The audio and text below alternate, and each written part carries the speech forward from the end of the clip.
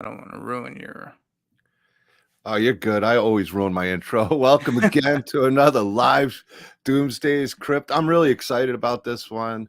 Uh, a legendary YouTuber of The Walking Dead. I think you really hit the fire while it was hot and grew crazy from Make a Path presents Ronny Haze. We're going to be talking about a lot of different things. We got The Flaw and Awe, the new issue of Doomsday Kingdom that came out, which really was an inspiration to give Doomsday's Krypt a launching pad. Because I started off as a fan group for the comic that you guys got because I'm such a Oh yeah. and yeah, I just finally got to read issue 6 today. Fucking awesome. That end, man. One of the scariest. I don't want to give anything away, but the scariest zombies I've ever seen in a sense. Yeah, I had there was originally two endings for issue 6 because the key is of how it's released, and that's actually the softer ending where I was like, all right, well, I'll hold that ending until the next issue, and then that way I can do that scene and I'll follow up immediately because the next scene is brutal, and I was like, I'll do them back to back. But James actually saw that in the script and he was like, yo, I want to draw that. You know what I'm saying? So It's beast mode, man. yeah, that's how we actually came up with that one. Or else it would have been slightly different with a little more extension to that scene. And then it would have been that in the next issue. But I hope fans of the zombie genre like at least where that goes, because that's like a cool, pretty picture type of ending. But because it's like a profile pic, but the scene after it is going to bring some action. But I hope fans are interested in that because I'm trying to add something in the genre that has a level of brutality that you don't see in regular zombies. James nailed it again with the art too, man. That art was beautiful in that issue, man. Absolutely stunning. And yeah, so I was gonna show you too. They came out really good from the printers. Here's issue 6. This is the first time we had. We're shipping these out. First time we had issue 6 and 5 printed. I love the way these zombies look. I got the original here. cover too, but I don't have it with me. I got it in another box because I told you I'm redoing everything downstairs. So And we I have the still one got you some like. of the original. I got the volume cover sitting Yeah, here. the volume cover is my baby right there. I something special about the volume cover. I just had right here. I just had yeah, there's something special about that just because of how the story flows. We did that special cover for Indiegogo, but I think once we reprint the volume, they'll have a uniform look. So that cover you have, it'll be a one of a kind, especially with the how it's split up. I love that blood on there. Well, even the issue ones, you guys are doing a different cover on that, and uh, Fireworks and Fevers, you got the new cover. I really like that. From the other aspect of the scene, I thought that was really cool and creative. Yeah, James did that, and I thought that idea was fantastic because now you have two different perspectives. The one is looking at the citizens from the zombies' point of view, like the zombies. It's a weird way to word it, but it's like their point of view to start the outbreak. That's the issue 2 cover. And then the issue 2, the new cover for the reissue is going to be, or the second printing is going to be the perspective of the humans looking back at the zombies. I love that. When he came up with that, I was like, oh, that is the shit. Plus, that zombie he has, the way he drew it, I think it looks friggin' awesome. When you see it in the raw paperwork, because it's like 11 by 17-inch paper. Like Yeah, it it's what gets he shrunk uses. down. This is actually, I'm glad he went back to 11 by 17 because that's the other one, the C3 or something, which is really hard to find Frames for it. But yeah, but you see the original, when you go from issue 1 and then you see what he did. If you see issue 6, if people get a chance to read it, but I mean that's art from issue 5 that was insane. Of course, a big fan of the clown. That clown mask is going to be making a cameo in a movie. Oh yeah, that'd be friggin' awesome. Yeah, I already filmed the scene. It's just I'm playing myself, which was a tough stretch for me. And really? it's a clown movie. It's called Camp Blood 666 Part 2. Yeah. So they were talking about a clown, and I had to pull out the clown mask and give it a little love. I like the something coming up soon. I think in 2 more issues, there'll be a little bit of a I don't want to say like a return, because if you read the comic, you know what goes on with the clown. But there's going to be another uh, there's going to be another little snippet of the clown. So, but I think it'll be cool to re-see it again in a different light. But the clown guy is something cool because he has a little backstory that we can always jump into for something special. But for anyone who doesn't know, he's basically a guy who has a gig as doing clown work. None of this is in the story, but he gets high in an abandoned building, and somewhere along the lines of him and his buddy, a construction worker, getting high, they actually turned. So that's why you run into this clown who looks all demented, because that's His sort name was his Blaine, costume. right? If I remember, Yeah, Blaine. Blaine. I We wanted need to a do. we need There's David back too. David cameo. You know how I feel about that man. He's still We're hanging gonna name the upstairs. other guy David. So I don't think we named his buddy, the friend he's eating when you run into the clown. Oh So yeah. we'll name him David and Blaine. How's that? Well, David wasn't that the name of the mullet man? Well, I meant like, since it's Oh such a well, common there's name, more I than was making a There's a joke of lot the of David. musician. Yeah, Yeah, yeah. I Oh, was I making gotcha. a joke of the David Blaine. musician, but um, uh, the Mullet Man, he's definitely something that I think he's something a little extra special, just because the reception for him gave him more material in the comic when you reread it, especially with a couple scenes coming up. Yeah, he was a throwaway character, but I mean, Yeah. I knew as soon as I read, I'm like, man, that is a classic character. And then we found the real life version. Remember, showed you that one guy was like Yeah. spot on for oh man, I love that. But guys, I'm gonna leave the links too, so you guys know, because we got a lot to talk about, me and Ronnie. He's got so much going on with the Flaw and Awe, and all you horror fans got to check it out. He breaks down these videos and spends a lot of time on them. And I think it's one of the best series out there right now to watch on a YouTube. Thanks. And Yeah, I'm trying to yeah, that's my baby right now. I'm trying to get that to grow as far as YouTube content. I think once people see it, I mean, it's been a long transition for you, because you started off, like I said, as The Walking Dead. Well, you were really dumpster diving, Mhm. and then you went to The Walking Dead, and you hit, the flames while it was hot. That channel took off so fast. I started watching it grow, grow, grow. Once you hit, I think it was like 9K or 10K, it just boomed to like Oh, 100. it shot up there. Yeah. Yeah. Yeah, I think the interesting thing with that was I uploaded dumpster dive content just to get familiar with uploading to YouTube. I didn't expect much people to watch it, and there was a few hundred people that were hanging around in a small community.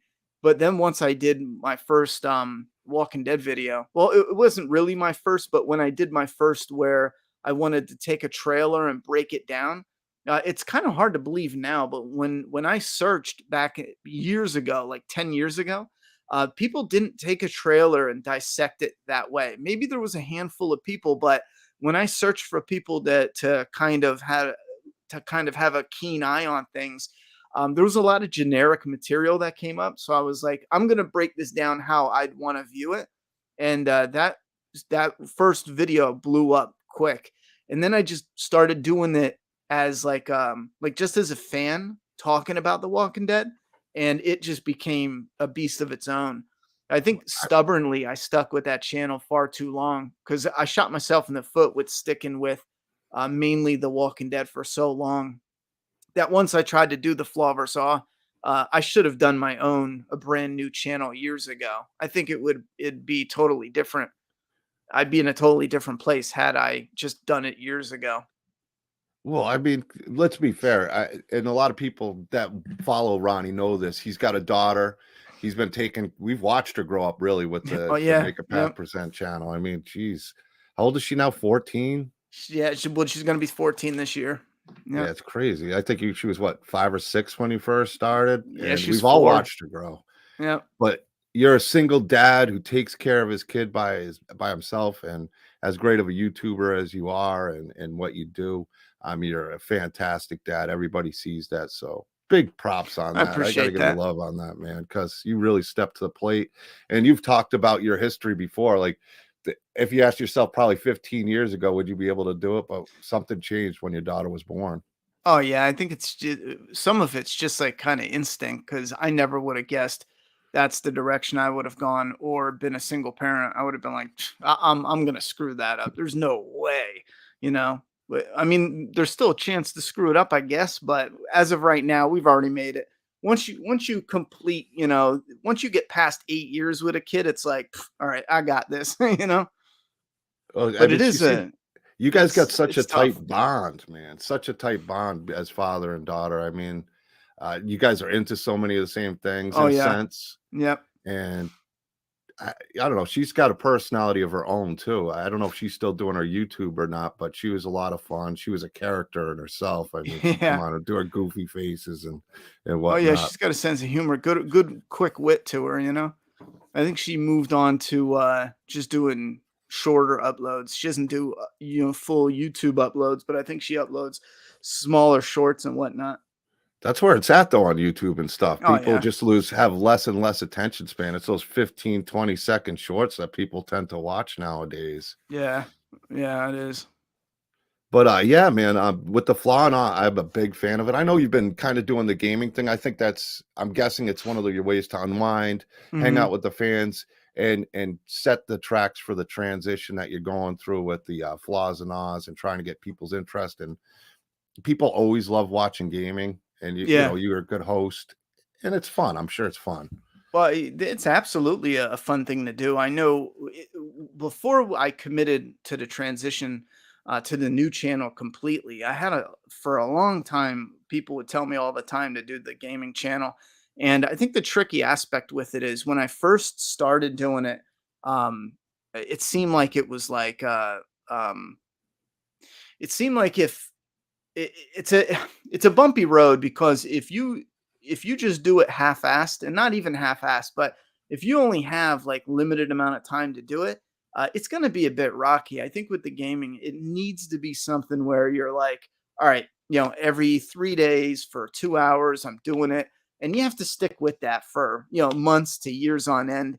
Build your community, and then do something with it. But in my situation, the gaming is more of when there's a new game or when I have some free time, we're going to sit down. And sometimes there's more hours, and sometimes, like I think this week, we didn't do any gaming at all. It just gets like that. So you're not going to grow that, but it is incredibly fun. But one thing A I lot have easier learned. than doing a flaw and ah video. Oh, it's insanely Easy. easy. It's insane. You Yeah. just turn it on and you just chit chat. I think people might overthink it of like what you say or what you do, but you just you find something to interact with. The game is there, the material's there. Loosen up somewhat, and it's weird because if you entertain yourself, you can be entertaining. You know what I'm saying? Like even just get the giggles or be goofy a little bit, you can be entertaining. It's up to you to really do that, but it's gaming is insanely easy. Well, you have that talent of just being able to, and I think that's what people draws you to. And I've always said this too. Yeah, a lot of people love The Walking Dead, but I think more people came for you and your personality because you are great at breaking down things. Even these video games, you'll break down what you'd like to see and how they Mhm. could do it better. I think that's a real strong skill you have is if you have something in front of you, almost that creative writing thing you have, Yeah. that format in front of you, just the thought process just clicks, clicks, clicks, clicks, clicks, that maybe you don't even realize it, Yeah, but other people, it's a skill. yeah.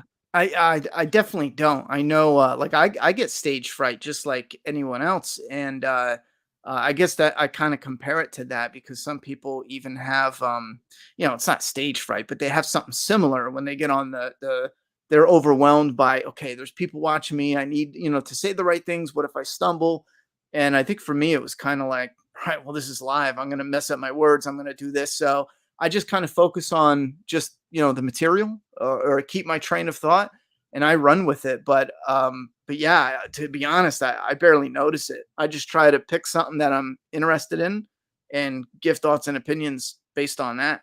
Sometimes you do real good. Sometimes you fumble. You have a bad day.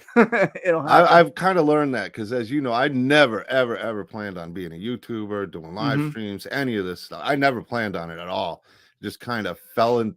Okay, I'll do an unboxing video, and it came. So I get it Yeah. because there's times where I'm like, everything's going good, and then it's almost like you think about it and you get that stage fright and you just start fumbling and jumbling, and then Yeah. you'll kind of you'll be like, man, everybody's gonna see it, everybody knows you're fumbling, and Uh-huh. you kind of watch it back. And I've noticed I can't catch it as much, but I know at the time, like, man, I am just at a loss of words. Sometimes it does help too, because the audience is keenly aware. Like when they're zoned into your material, sometimes it's just best to just own it. I mean, sometimes I dodge and deflect. Well, at first I should say, and then other times I'd be like, yeah, I totally lost my train of thought, or I screwed this up. I said the wrong thing, because the audience will pick up on it. They'll know. They'll be like, oh, all right. As long as you don't use it as an excuse every 10 minutes, which I'm sure someone out there is doing that, but just be real with it. And I think that's what separates this content from mainstream, because it's so stiff, so stale when you get mainstream journalists interviewing people on TV, and yet there's a big difference between us as fans interviewing. There's a rawness to it. We ask certain questions that they won't ask, that come from a place of being a real fan. You ever see some of those people when they get situated with questions? They have a lot of bullet points that they're supposed to hit. Some are put there by the manager, some are put there by the studio, and then you kind of have like your one or two off where it's more personal. But that's one thing why I love this content way more than anything Hollywood's doing or the mainstream media, because it's just more real. I agree. I mean, and that's like with the indie. I know you've kind of caught the bug with it too. And that's been a lot of fun for me getting involved with the indie community. I know it's something you want to get involved more with too. Yeah. Also, and you know, there's some good projects, there's some great projects, there's not some not so good, but at least it's content creators doing something different or at least trying something different.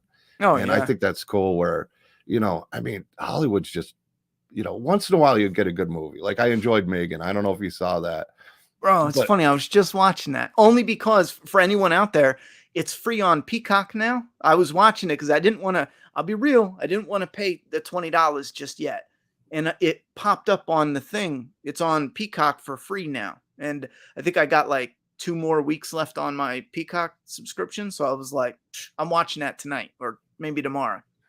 it's good. You and the unrated versions on Peacock. So I think it's more of an I didn't know there R-rated. was an unrated. Yeah. It's unrated that's on there. So I'm looking forward to watch. I actually had it playing too. I put it on for my Yeah. guys to watch because they loved it. They loved it. Oh One yeah. saw that it was on Peacock. He's like sat down. It's like, put it on, man. And so yeah, I'm gonna definitely watch the replay. Even like tomorrow or tonight, after later on tonight, I have the Valentine Bluffs fan film. I don't know if you had a chance to see that. They're coming No. on tonight to talk about it. It's My Bloody Valentine fan film that you can find Oh on okay. YouTube. So yeah, it's been a fun thing. And I know it's something that we've talked about a lot too. And we could touch on it also. I mean, I've bugged the hell out of Ronnie and came up with this one idea. And we've fleshed it out. We've been talking about it for a good year and a half, and we both have busy lives. I know your life is incredibly busy, and mine Mm. is. And the fact that it seemed like you kind of were interested in doing it, and I think you've seen that we could probably put on something really cool, and we got a pretty decent script to move forward. I think that's something that we'll definitely be talking about more. It's called The Brute. I don't want to give too much away, but it is something that having Ronnie on board and working with me on a little bit and seeming really interested, I think you guys will really like it. Really, really like the idea we got going. Yeah, there's definitely some to connect with that. There's definitely some promising things, but I think Hollywood has shown me, especially recently, that indie's where it needs to be. I think all of us collectively, especially in the horror genre, horror fans, we need to pull back, because some of what Hollywood is doing is it's been stale for a long time. Think about it, like 20% of what they make is actually good. And that's such a low number, both in movies and gaming.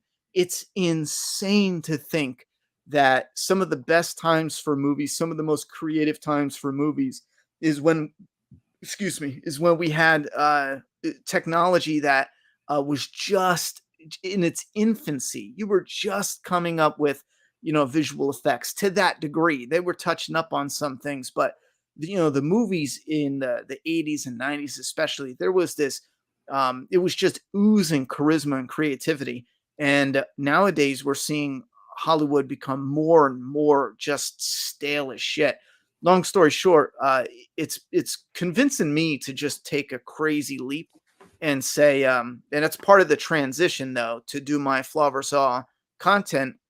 The videos, I would love for them to be a training tool to show indie filmmakers like why we love this, what we loved about the movie, and why we hated this and what we hated about the movie. It's not always going to be 100%, but I think you can find a lot there that you can pull from, especially the more generic aspects about why we love, bad dialogue. Michael Myers looks so amazing in Hollywood Kills. Like, you can take that Mhm. information and then you can put it towards a Michael Myers reboot, and you have a good basis to start from, especially if you're a newbie and you give the reins to that franchise. You can look at the Flaw vs. Awe. I don't want to, puff up my chest, but I really do look at the fan base and see what people are saying, what they loved about it, what they didn't like about, these story threads and these story beats. And I do my best to touch on it the best I can. I have bias there too, but needless to say, the Make a Path Presents channel, I then want to slowly transition that into original content, making shorts, whether they're, I would love to stay grounded in the horror genre, at least for now, but down the line, I do want to bring that into producing our own. And that's why I say maybe a little delusional, because Hollywood is getting so stale. I think it's time for us to come together, pull together, find true talent that's doing it in the indie world. Like Terrifier's doing great, so support it. Terrifier 1 had definite flaws, but we saw enough promise to back it, to buy the merchandise, to support this, to do this. And then when Terrifier 2 came out, it's far better than Terrifier 1. And then it has a lot of the stuff that is it's gold in the horror genre, which is the practical effects. Toss in a touch of CGI, but you're really focusing on that shocking gore, where it's almost like a competition of whose horror movie can make fans turn away first. You know what I'm saying? It has that appeal to it, and I think if we continue to pick out people like I'm gonna fuck up his name, uh, Damien Leone. Damon Leone. If we keep putting our support pulling out of Hollywood and more in the indies, I think now's the time where we can do something incredible. Like when Hollywood was first being built, they were, for crying out loud, they were painting these giant, mountains on big vinyl backgrounds, and they would just put it in front of a camera, and boom, you have your Western, and that's your friggin' background. And those are heralded as some of the classics that'll never get old, never die, so to speak. They'll always be classics. They'll always be loved. They have a charm and a charisma. Well, we can do that now, especially with our technology, and it'll kind of be the same as back in the day where you're painting mountains on a canvas and ripping it behind you in a camera, but we'll be doing it digital.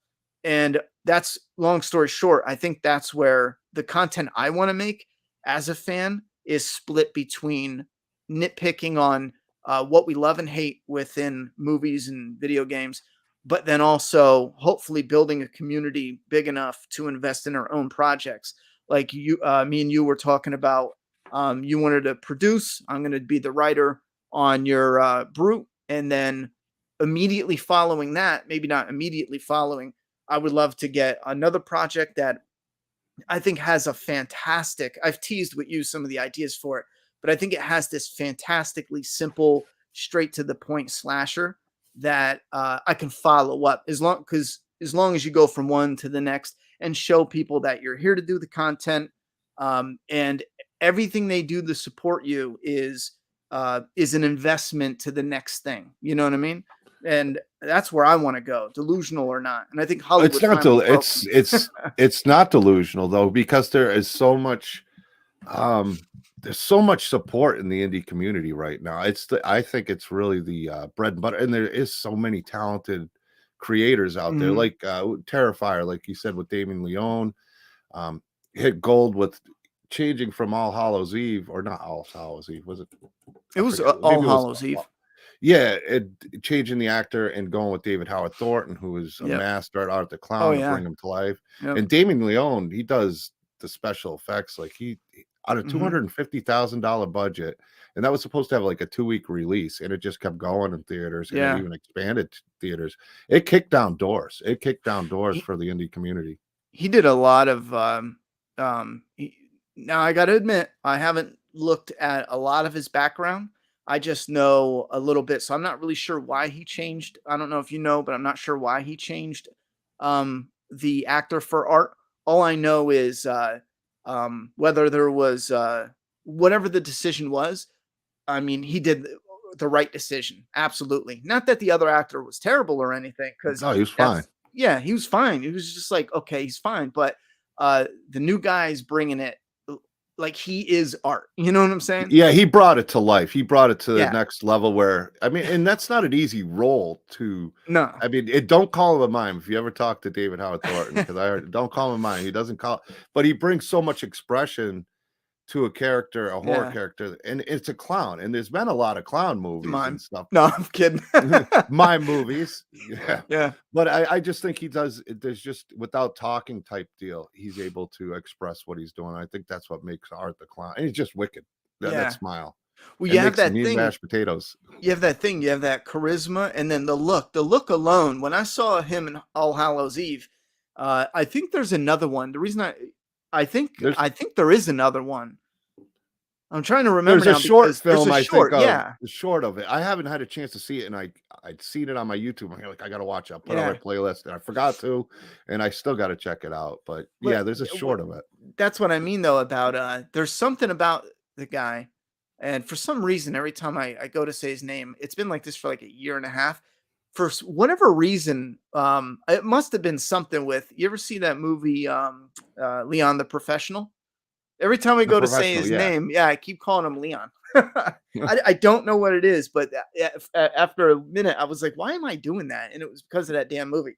I think I was watching that movie when I was looking up some stuff on Terrifier, and like, who made this? Let me look at this guy. But if you look at it, like he made a lot of the right choices going for. And I have heavy criticisms to one. There's certain things that I don't like with Terrifier 1. But if you look at where he went with 2, I think he did a lot as far as taking the things that necessarily didn't hit with 1 and really polishing them, and absolute improvement with 2. But even taking Art the Clown, great visual, by the way, but then recognizing that fans are like, oh, man, there's something creepy about that clown.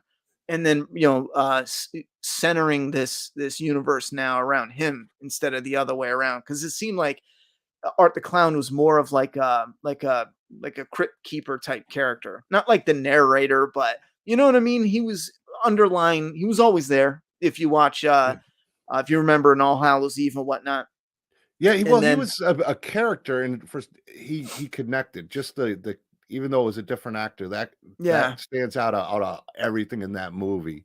And I don't remember 100% how he went with David Howard Thornton. I don't think there was anything personal with the previous guy, or he yeah. just felt like David Howard Thornton could really bring him to life. I think that's how it went. It I wasn't haven't a looked into any of it, but it makes sense that if he was going to go into a movie and do an investment, he would go, okay, let me take a step back and look at an actor to nail it, because who knows, in his early stuff, maybe he was just casting people that well. many of indies get whoever they can. I don't know if Damien Leone made All Hallows Eve. I think maybe he took that character, got the rights to it, and put. I Oh, don't really? know. That's a good question though. That's There's good. probably I somebody in thought the he chat. did it. Yeah. I don't think he did, but I may be wrong on that. Or maybe he was a part in it. But for some reason, I remembered hearing the story, and I hear so many stories I forgot. But Yeah. that's where it's coming back, that I think he wasn't involved in All Hallows Eve, but Art the Clown was there. And I think he either worked on the project a little bit and just turned it into what it is. Because the first Terrifier only had, I think, a $30,000 budget. It was real low on that one too. Yeah, that probably makes sense about their location and all that. Yeah. Yeah. Yeah, it definitely had a creepy vibe. And the thing about Terrifier 2, I can't believe that was in the theaters. That would have never been in the Oh, theaters in the 80s, man. That no. was a brutal film. Well, I that's can't one believe thing it got that an R rating. I was so impressed with is, long ago they would say, and I think it's a scam. Years ago, we got robbed. All horror fans in the 80s and 90s, you got robbed by this scam called the MPAA. They were an absolute scam shitheel of an organization, and they can all burn in hell where Jason is. All they do is they stick their fucking nose in where they don't belong, and they pull out some random ass guideline. Did you ever look at some of the guidelines, even for TV? You can say 5 shits, but 6 is too many. There are the MPAA Ridiculous. is just a terrible organization. They need to just burn it all down. But long story short, if you look at what they used to do back in the day, where if you did not get that R rating, you were not allowed in theaters. And that's mainly because the theater company was like, well, we can't promote this, we can't show this, people won't come and watch this, blah, blah, blah, blah, blah. And I think nowadays, Terrifiers, Deadpool is an example that obviously, you idiots, if you make a good enough movie, you're gonna make money.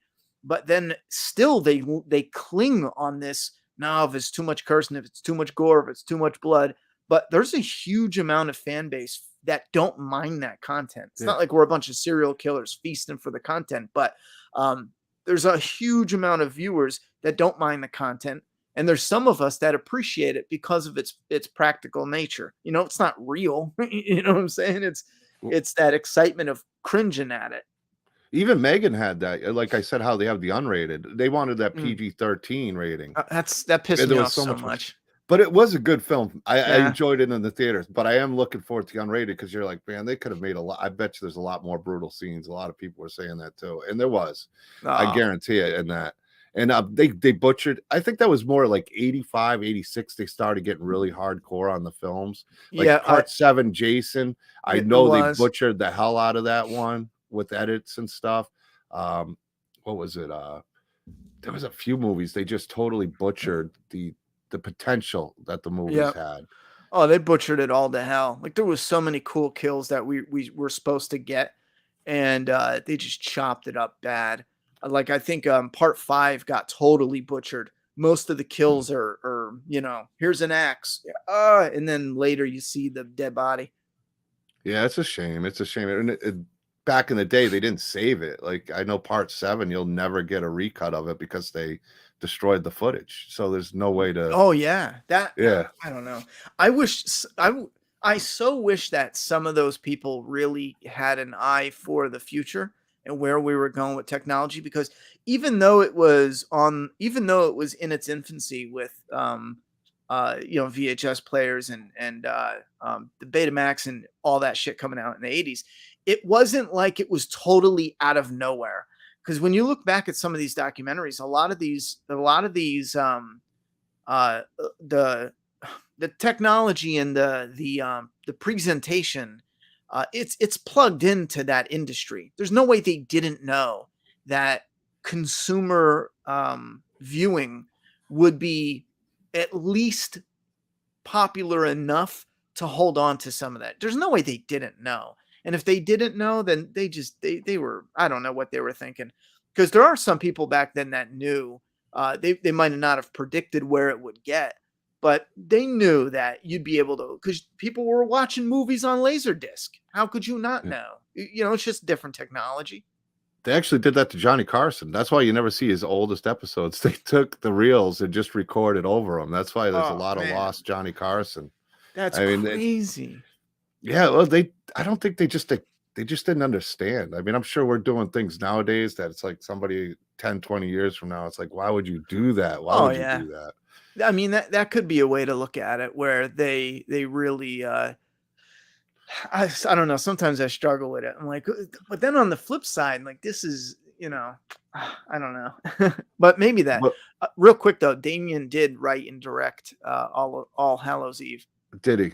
Did he? Okay, I thought possibly. I just couldn't remember. I knew David Howard Thornton was in Art the Clown in it, but I didn't remember the whole story with it. So, like I said, look that up now. I'm curious later. Yeah. I'd love to get them on the show sometime and ask them myself, and I'd have it'd be great questions for them. Yeah, I mean, both legends in their own way. I think they're both the kings of the hill right now, because Halloween, I think Michael Myers, after the last one, Yeah. definitely divided it. And I think Terrifier 2 was needed after, for some people. I know you Yeah. enjoyed Halloween Ends, others didn't. It was I very, didn't like very Halloween mixed. Ends. Oh, you didn't? I No. watched your I liked it as a a totally standalone. new IP. Like take Yeah, Michael Myers out, add it would have been a good movie.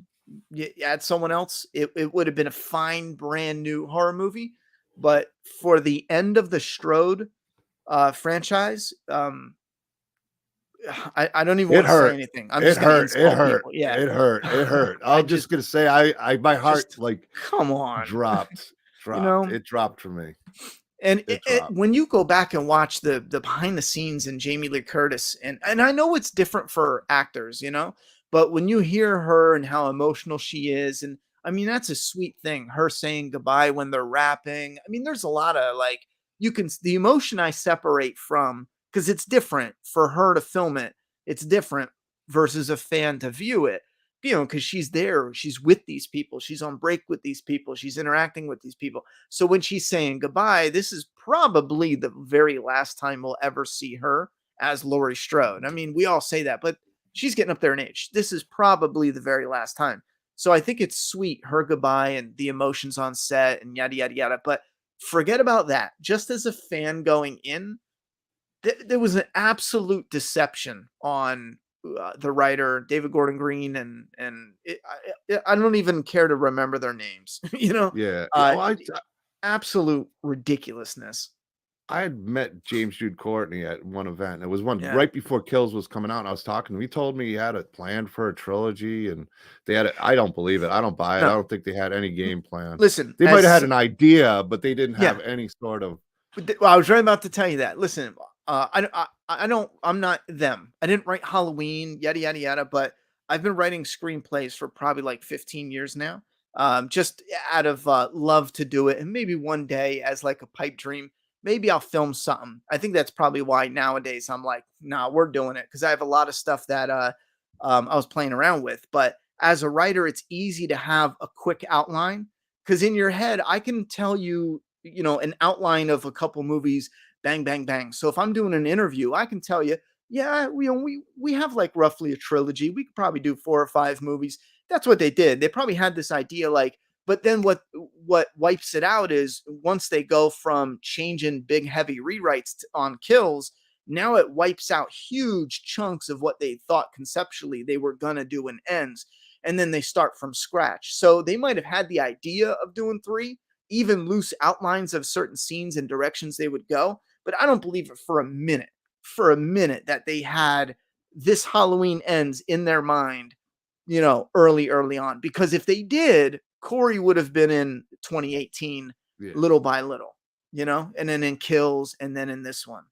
You and I swear, if I had a live stream of me and you just sat there, I know you know how much I love Michael Myers. I could sit there and easily rant on the film and the mistakes they made. I mean, I'll just start with, why would you continue it from H1 and then use everything else to make explanations instead of using H2? It would have made way Yeah. more sense for them to have be brother and sister right off the bat. They almost had to force a connection between him and Jamie Lee Curtis and Laurie Strode, and then everything just felt forced to get in there and to make the story happen instead of letting it flow. Oh, Even the there's last so one with much. Corey just forced that whole relationship, the whole beginning, middle arc. I mean, there was no chemistry between the two actors. I mean, they were great actors and actresses, don't get me wrong. But if, like you said, if it was fleshed over 3 movies instead of the Brendan getting killed, if their relationship kind of went there and you saw his arc go from the high to the low, from the hero to the villain, and then transition to the shape in a new trilogy and hand the torch for Michael Myers, I would have been fine with that. It's just they did James Jude Courtney wrong. Right They off the did him top of my head, wrong. think about this. Halloween 2018 starts, and journalists are there to follow up on this news story of the kid who accidentally killed the babysitter who accidentally killed the kid. And while they're in town, they're going to do an expose on, the haunting of Haddonfield with the boogeyman, because he's, doing this transportation soon coming up. So now you have the journalists. Now you have Corey set up. You set up his beginning. That's how you do the trilogy, where you can map this out over the 2 movies. And that's why I said there's no way. There's no way. I don't buy it at all that they had any of the deep down inside, I think that Halloween Ends was an original script sitting on the shelf because they have a lot of Yep. these. If you talk to screenwriters and people, I have a friend that does I don't want to give Jason away Goes his to job, Hell is but another example. I'll use it yeah, right well, there. they have the scripts that are just sitting on the shelf. They're ready to pull and use at a moment's notice, and people will like aspects of them, and they'll be like, "Wait a minute, grab this script, 3 down, give it to me," and then they're like, "Yo, we can literally take this Pennywise, imitation out, slide in Michael Myers, tweak some Laurie Strode stuff, and boom, you have a whole script." And that would help to explain why they did major rewrites and they filmed it within a year and had it out and yada yada yada. I don't buy that one bit. Agree 100%, man. I agree. And hey, everybody in the chat, welcome. Peter Anthony was here, Bitnova, Aaron P, Supine, Richard Joseph. Of course, AP's here. Oh, Good to see him. I was looking for chat. I Yeah. had it messed up. What up, Uh, chat? my good friend Brett Wagner was here, DK and the Schwag. I got to get you on a show with him at some point. But I figured me and you getting down and talking about a few things because, we've been pals for a while and it's usually Yeah. chat, message back and forth, but we never really had a chance to sit down and talk like this, which is a lot of Yeah. fun. And I mean, there's a ton we could talk about still. But with the Flaw in Oz, guys, you guys really got to check out the Flaw in Oz. You did do a Terrifier one also, I believe, right? No, You it's you coming did. out, but no one's seen it yet. It's in the works, but no one's seen it yet. Yeah, you did a video though of something Yeah, talking I about did do a Terrifier, like video. a review. But the Flaw in Oz is great. I I think I wish I reviewed Terrifier 2 too, but maybe not. yeah. I don't know if It you might did, have I been a missed raw that one. one, just Yeah. like sitting here talking. But Actually, you I don't did remember now. Halloween 2018, Halloween Kills, and Halloween Ends, I believe. Did you do Uh, the Ends one yet? Not the Flaw in Ends is Oz. gonna drop next week. Okay. Last of Us is dropping. It's late. I was sick past couple days, but it's dropping in a couple days. But I do have the original Halloween, Halloween 2018, and Halloween Kills all ready to go on the Flawversaw. I'm making a banner. I've been meaning to get around to it, but it's gonna say something like oh my god, something about teaching Hollywood and yada yada yada, because that's the idea. Not in a cocky way, but we're coming at this like fans. And one thing I really want to do, if you guys are interested in that type of content, excuse me, is when you're leaving comments, I want people to start giving me their flaws and their awes for stuff that I have coming up. Like we're going to be doing the Batman. That got a lot of votes. It's not horror, but that got a ton of votes. So in pretty much any video, people can leave comments. Like you can leave comments for Halloween Ends in the Halloween Kills. And then that way I can start sifting through. Once we grow, I can start sifting through the comments and really pull a lot more from the fan base and put it into the videos. Because that's the idea. It's not just what do I like. I search out there and I look for reviews and I listen to fans and I really try to get the best feel I can and then put it in a cohesive breakdown, or at least try to. I'd like to see one on Megan. Megan was good. Because you haven't seen the whole thing yet, No, right? I only watched 10 minutes of it. It's a good one. I think it'd be a fun Flaw in Oz. There's some definitely Oz, a lot of Oz, and Yeah. there are certainly flaws, and it's a pretty hot movie. Yeah, I'm That probably people gonna that watch that haven't tonight. checked it out should check it out. But yeah, guys, it's Flawverse on YouTube. I know you got a lot of things to do. Me and you got to do another stream again. I'll get All you right. on with Brett or Beatrice, and we'll all hang out and we'll talk. I want to do more on Doomsday Kingdom when issue 7 drops. Maybe we'll do something to a giveaway. I wanted to plan a giveaway of a volume. I got a bunch of them. It comes with the blank covers from 1 through 5, and then it also has the bookmark, which I had, and I have no idea where I put it. I got one right here. So these really cool bookmarks. We'll be doing a giveaway on it, and what are they, a $40 value right now? So that'll be a nice giveaway. Yep, $40. Talk about the Flaw in Awe more. Guys, I want you guys to check out the Flaw in Awe. It really is a fantastic series. Show Ronnie the support. It's a lot of fun, and honestly, one of the best YouTubers out there. I think one of the most entertaining.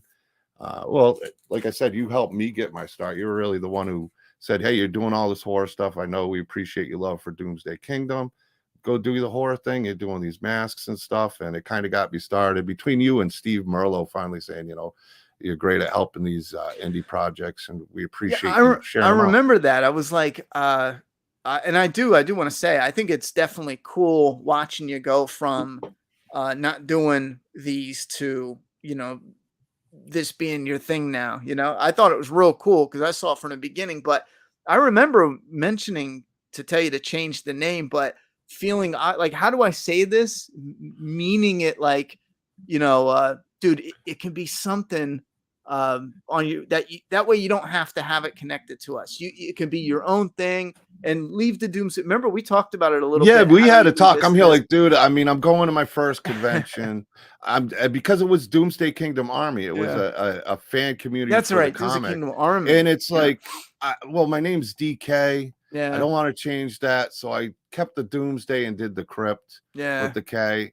And, to kind of separate it, because you were really cool about it. You were like, dude, you're welcome to use it. I'm like, well, I don't feel right using Doomsday Kingdom Oh, at yeah, all. you could have used it, but I mean, yeah, but I didn't like it. I didn't like it. I felt being your own were, thing yeah, works, but I wanted to yeah, say that without sounding like an ass. yeah. It's a Well, weird Josh, conversation to have. it worked out well. Yeah. It worked out well, and I'm always happy to talk about Doomsday Kingdom because I think it's a fantastic story. I'm glad you guys. I know it's been a rocky road to get to issue 6. It took a little bit longer than you anticipated, but bro, shit happens. Well, speaking about a rocky road, real quick, just to finish up, we're still our printer. We still have to move, not for the comic, but for the extras. Our printer for the trading cards.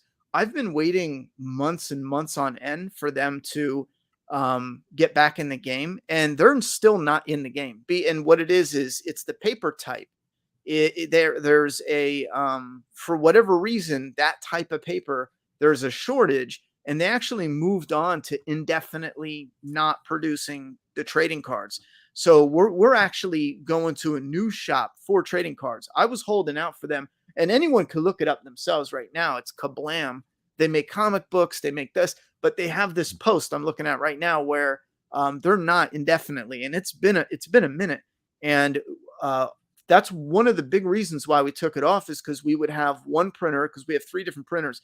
We'd have one printer like the comic go down for like 2 months, paper shortages. We had another printer for the book plates. They're down for a few months, and it was off and on, and it was a headache. But still to this day, even though we're getting the comics printed, the friggin' trading cards, and I hate having to go back and forth to random printers because they made them so well. I don't have a copy here, but I mean, they the look printer like that's doing these, I got to professionally show made. those off. I mean, the inside of this comic is sick, full color. Yeah. And the thing I love about the comic, and I know I've mentioned this to you before, even owning some of the original pieces and reading the volume, is you see where the art started from. Oh, and yeah. you gradually see the growth in the art, but you also see the growth in the writing, of a comic writer. Even to issue 6, it was I think it was the best flowing. I appreciate that. As issue you've had. I mean, they were all gradually have grown, and they've all been good. From issue 1, I loved it. I loved the art, but the growth has been insane, and I loved the art in issue 6. It was really, really good, man. That, like I said, that last scene was that was good. I wanted to show something, but I'm like, I don't want to spoil it, but definitely. Well, we'll show the bride. The bride is friggin' awesome. I love this moment. This bride. Yes. Nice crisp look. But I love that aspect in the story. But I will say that's one thing. If you are a writer and you're interested in, no matter how confident you are, you definitely have to respect the mediums, because there's sometimes where I think with issue like 2 or 3 or such, I'm like, no, I have a handle on it just because I was doing a lot of writing before. But when it came to the comic, when you focus on a comic, hits different. Dialogue is different. How characters act. There's a little bit of a snappiness to it that doesn't fit perfectly with movies, but it's great with a comic book. You can have this extra level of cheesiness that it just works with a comic book. So that's one thing that took me a little bit to realize, like, add a little bit of cheese in there, because for a comic, it just works, especially that medium. It's so quick. It's 22 pages. You got to go in, snappy lines, couple cheese, tense You got moment. the you got the James cheese in there in the first thing, caca. I saw Yeah, that. I caught God. that right away, man. I'll be like, Yeah, he oh, put that's that in James. there. Yep, that's James. He put in But that in there. man, I've had a blast talking to you. I know you've been incredibly busy. Keep up being the awesome dad. Tell your Show the daughter I said chat. hi. Thank you very Oh man, much. I love that. That's for the signature series, right? Yeah, that's the art for the signature series. I'm gonna get my signature series order in because I haven't gotten. That's the first one I haven't gotten yet or ordered. Yeah. Pre-ordered was issue 6 signature series. I usually get 2, so Yeah. maybe I'll get 2 and we'll do a volume and a signature series giveaway at some point. We'll figure I'll something send you a out. picture of what it looks like, because this is a little faded just because it's the inside cover art, but it's like a painting. It's friggin' awesome. Oh, it's sick, dude. It's sick. Hey, the guy Josh Lucas, who's doing my 3-Eyed Demon, you ever really like get a sculpt for the Yeah. clown or any characters? Reach out to that dude. He's insane, dude. He's insane with what he's doing. I say that last thing. My daughter was. I was saying, Josh Lucas, he was Yeah. in there. He's doing that 3-Eyed Demon sculpt. Oh yeah, that thing looks cool. Yeah, if you ever need us, yeah, he's awesome, man. You ever need somebody to sculpt? That man knows what he's doing right there. Pretty sick. I have a couple things I want to mess around with. Yeah, the one you've seen is the prototype. We're actually going to do a second one that we're adding some features to it. We're gonna. Well, I guess there's only a few people there. We're adding some lights for the white. We're gonna have the LEDs kicking in, and that'll be cool. Yeah, it's gonna be a sick piece when it's done. But yeah, man, we're gonna have to catch up. I still want to work on the brute, so guys, look out for that. Once we kind of polish that up, hopefully by 2024 we can start something with that going forward. That'd be on great. an indie project. Yeah. I don't have a title to give you for the project after, but the one that I want to work on, I know I'll talk to you off stream, but you already know parts of it because I already told you parts of this idea before. But I think that would be a great idea, working on getting that off the ground, doing something to promote it, some type of poster, getting that funded, getting that in production, and I don't know if you want to film in Florida. That's all. I don't know where I'd film it. It really would depend where's the best location for the script. Florida's a different animal to record in or to film in. I actually like Missouri area because it's got that northeast feel without all the traffic. Yeah.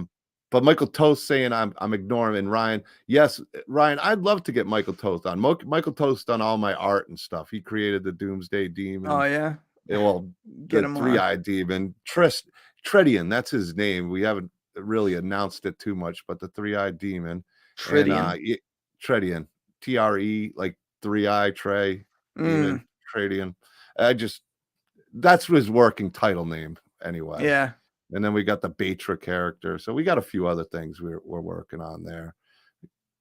But I kind of give it a life to it. But yeah, there's a lot of opportunity in the indie community. I think it's a great avenue. I think it's something you should really look into. I know a ton of talented people. We all get together and do something and have a good story, a good script. We could do something really special. I truly believe that. There's so much talent out there, whether it's acting, there's some fantastic actors, but behind the scenes people, special effects, the practical effects, there's a lot of talent that I've happened to run into, talented directors that we could do something really cool for sure. Hell yeah. Still remember that tagline. I think that would be a banger. I forget what it would be. I forget what you'd want to go for with the brute, but didn't we have a tagline for an idea of even the final girls aren't safe or something? I forget. Yeah, what we it had is now, something. We had something. We brainstormed so many different things, and it's been a while since we've actually had a chance to sit down and talk to it because about it. So I've been on the go with conventions and then work. I'm doing 24/7s now, so it's like it's just been on the go, and I don't have enough beer to be able to drink to get that creativity going, which is kind of a good and bad thing. I think that's what I enjoy about writing so much is even though you're doing so much stuff, like you're constantly keeping the ideas here, especially when I'm doing some mundane task. I'm always processing a scene that I'd like for the story, and then I filter it out, like what's the best parts and how do we rewrite it. And then whatever is, whatever stays, I know that's like the best of the best. So I think that's what appeals to me about it so much, because you're always doing it. No matter what you're doing it, you're always writing. The long drives for me to conventions are when I Yeah. really get a chance to like sit down and I got, 10 hours straight, 12 hours straight of just driving. And half the time you lose channels anyway, radio stations. So it's Oh just yeah. like, I'm just going to think. And then you get the ideas rolling and you just got a chance to just kind of let your brain relax a little bit and let some ideas flow. Oh yeah. So, yeah, I'm looking forward to my first long drive. But thanks again, Ronnie, man. Yeah, thanks for having me on. Keep up the awesome Flaw vs. Oz guys. I'll drop the link again in the Facebook group, but it's also I put it in all the tags on YouTube and Oh, nice. in the Thanks. Facebook. Also, the Doomsday Kingdom. It's on Etsy now. They do have a website, but I think you like them going through Etsy right now. Well, You're trying to even push if them you Etsy? go to doomsdaykingdom.com, it shoots you right to Etsy. So Etsy, I put the link up there. You can go to Etsy, Doomsday Kingdom, and check out the volumes. The issues, the digital issues, except for issue 6, are really inexpensive right now, aren't they? Yeah, we put them on sale. If you want to read it, you can read it right now, issues 1 through 6. If you want to order the volume, we ship it next day. And then we're doing a new batch of issue 5 and 6, the separate ones. And then once the dust settles, that's probably in March. Once the dust settles, we're focusing on restocking the whole website. But I think what we're going to do is we're not going to reprint anything that's already out that is getting a new cover. Like anything that's getting a new cover, that'll just be the new cover. So whoever has, the original issue 2, the original issue 3. Yeah, I own, I think, one or two of them. Yeah, those would be like the ultimate rare ones. I got one of the box fulls of still. I think I got like 20 something issue 1s. Oh man, plus the signature series. I think. Oh yeah, that's the direction we're going. I've been waiting. I mean, I got some original art from from issue 1, issue 2, issue 3, issue 4, issue 5, and the cover for issue 6 right now. And there's a piece on your website that I keep looking at. That piece that he's got with I don't want to say who it is because I can't think of it. Yeah. But the gangster, we'll call him. Oh, okay. All right. Like the issue 6 cover. I don't know. There's a lot of information in issue 6 that goes along with that cover that I think is important if you're reading, because it's a journey. Issue 1, it's a nice through one. 5 is a nice journey, and issue 6, it kind of gets things rolling in that journey. It's you kind of really diving into. Well, that's something I recently said is there's a good chunk of setup now, and it's a bit of a little okay, because now we can go in and have little splurts of fun now that there's this groundwork laid out, and I'm looking forward to that a lot. With Katie, Rebel, Tristan, Shy.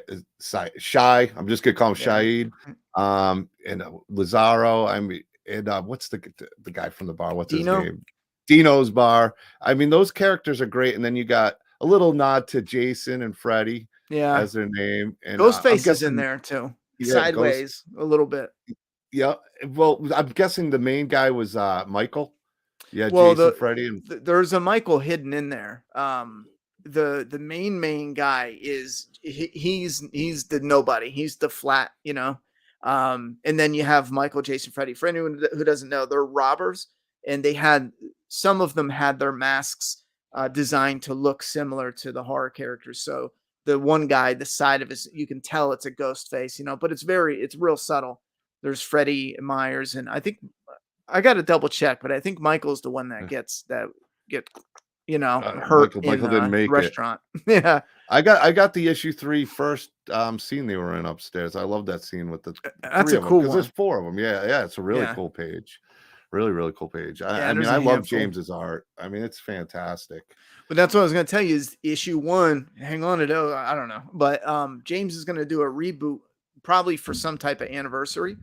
Because imagine his art now redoing the first one, and there's it'll all be the same, but there's an extra flair. I already saw a teaser of some of it, and I'm excited for it. I'm like, bro, that's gonna look fucking sick, Look, my artist busted my chops over there, Can hoarder, you say kind of, hoarder? but yeah, I mean, I'm a art fan, and James really Yeah. got me started buying art, and I'm loving like James's art, of course, Straka and Mike, what he's doing with Doomsday's Krypt art is just insane. And I got all these cutouts behind me, they're black light, and then I got Strack art over here, I got Yeah. James's art, and yeah, I think 3 top talents in the art field right now, doing some really, really sick pieces. But yeah, I got to get a hold of James. I haven't talked to him for a while. He's met liked a lot of things on there, and I know he's been crazy busy. Yeah, he's But been crazy busy starting a miniature company, yeah, printing it's miniatures, good to painting see. them.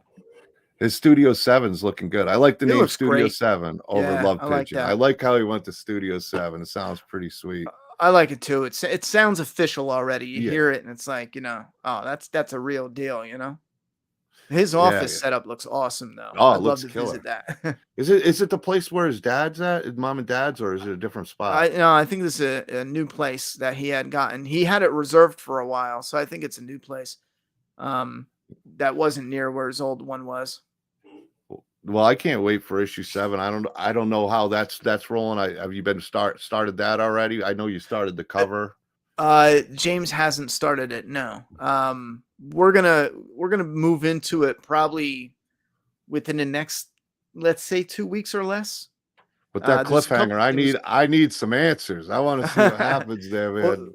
well, that's one thing we're working on is to make a little adjustment and then get into it, so there's not so much of a wait, especially now with COVID, all that bullshit over with.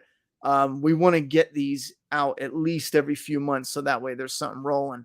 And I'm convinced that as long as they're releasing consistently, we can hang on to enough supporters that can hopefully jump into maybe this one signed and yada yada yada. That'll help us out because as what do we sell? I think we sell them for like $5 a pop, but they cost what, four You're something not to making print $1 each million. one. You're So not making a ton off of the issues. you ain't making nothing. If you're No. getting into comics, you don't make anything off of floppy, not even anything, because you got to figure it's like $4 to make one of these, and then it's 50 cents just to sell one online.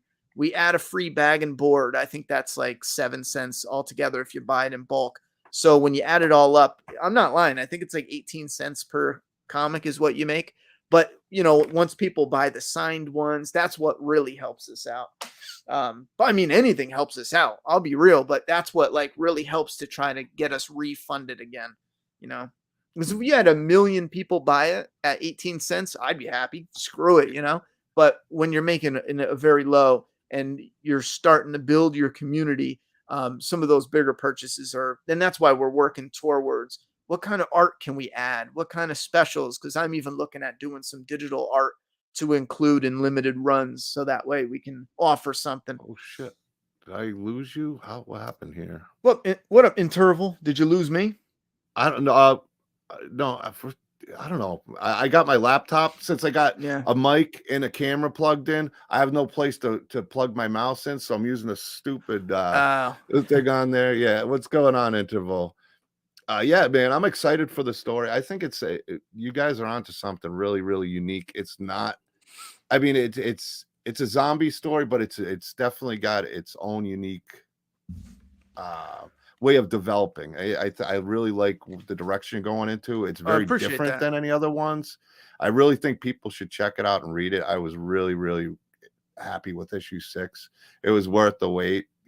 Thank you. Like I said, that end scene really got me at the end. There's some great images all through it, but that end scene, I was like, oh, you didn't just do a cliffhanger on me, you son of a bitch. I think that's a pretty good art piece too. I love when I got sick. that, I was like, oh, that's awesome. Oh, it's even exciting for me too. Scott, I'm not the artist. I write it. So then when the artist sends me the art, I'm like, plus I don't think I saw a finished sketch.